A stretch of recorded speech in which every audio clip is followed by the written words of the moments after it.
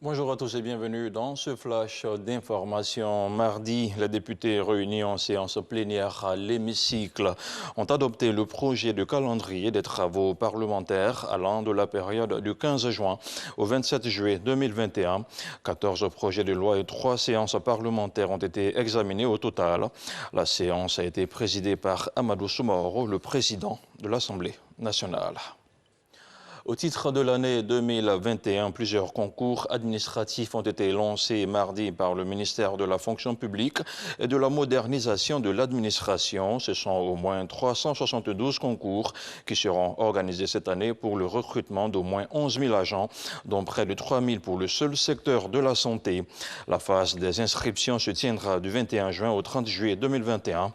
Le compte-rendu de Grace Kando dans nos prochaines éditions.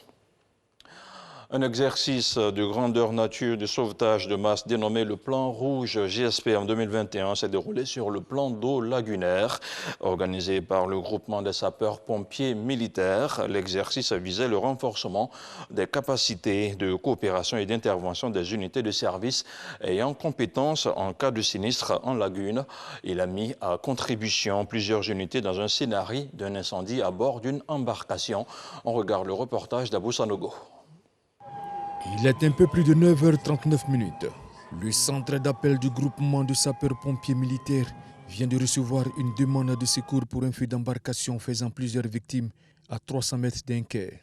Immédiatement et conformément à la grille de départ, l'officier de garde est engagé avec un fourgon pompe-tonne, le groupe de reconnaissance en milieu périlleux, un véhicule de secours d'urgence, une ambulance de réanimation, tous des engins de la 2e compagnie d'incendie et de secours. Centre de secours territorialement compétent.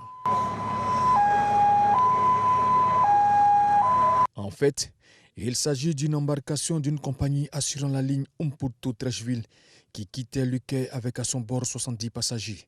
Lorsque, durant la traversée à 300 mètres de la gare de Trècheville, une odeur de carburant est perçue par certains passagers.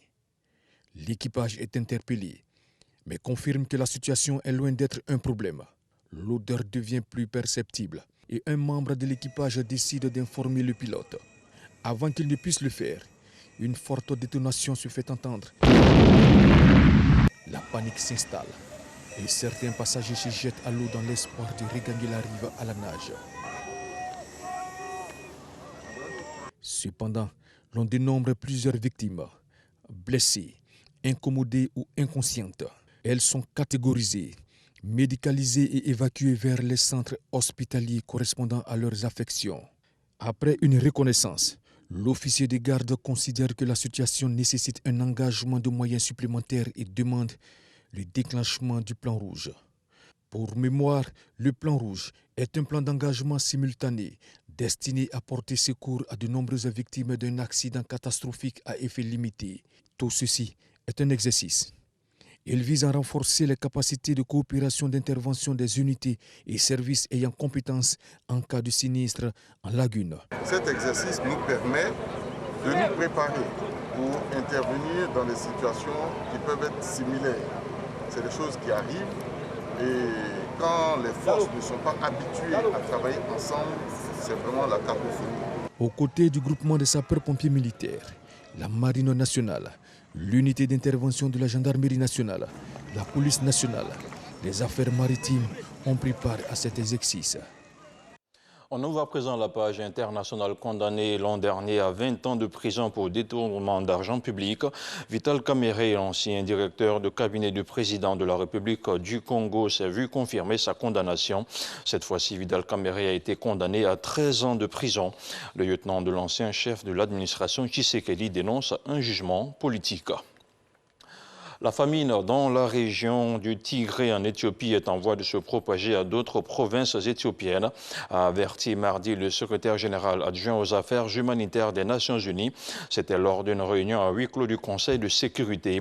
Selon Marlo Koch, la famine menacerait maintenant près de 2,5 millions d'Éthiopiens. Des alertes rejetées et dénoncées par l'ambassadeur d'Éthiopie à l'ONU. Addis Abeba refute aussi les chiffres de malnutrition avancés par les agences onusiennes. Et puis on termine avec l'Algérie, où l'autorité nationale indépendante des élections a annoncé mardi la victoire du Front de Libération Nationale, le FLN, aux législatives organisées samedi dernier. Selon les résultats provisoires, il rafle 105 sièges sur 407, en recul de 50 sièges. Le scrutin s'est tenu dans un contexte de très forte abstention et de crise politique. Les autorités ont également révisé à la baisse le taux de participation estimé à 23%. Fin de ce flash d'information. L'info revient à 13h.